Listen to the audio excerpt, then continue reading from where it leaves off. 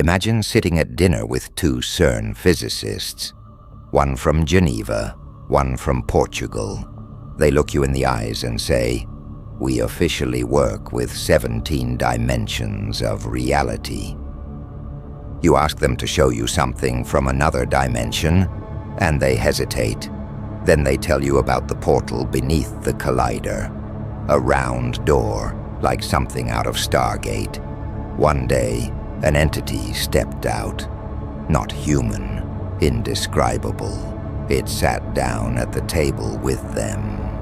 The second time, it took a scarf and left another one behind. These aren't conspiracy theorists. These are the scientists running the machine. And now CERN is preparing something even bigger. The Future Circular Collider. A 91-kilometer ring of power that could open doors we were never meant to touch. Are we doing science, or are we inviting something in?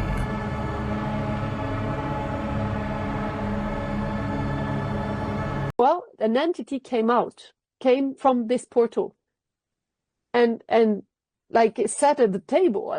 That was Dr. Astrid coming out a few years ago, and what she said was going on at CERN. Now, she has an academic and scientific background. She worked at the University of Geneva in Switzerland. She has also worked with the World Health Organization and the United Nations, so she holds some weight. Now, her claims were that they had opened a portal or something like a Stargate under CERN. She claimed that she was told by scientists there that an entity came out, and the entity even left a scarf behind as physical proof. Now, regardless if we believe her or not, they are messing with something they shouldn't be messing with. Now, she said that they were trying to open something much bigger.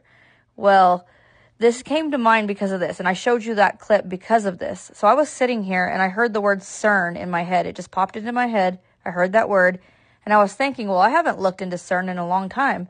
So I went and I looked into it, and there was a news article from today. It said they had just announced that they are happy about funding for a new particle accelerator or a new particle collider. Now, something much bigger and better, they say, kind of what she was talking about. They say, build by far the world's biggest particle accelerator, over 3 times larger than the LHC CERN. Wow, that's big and more powerful.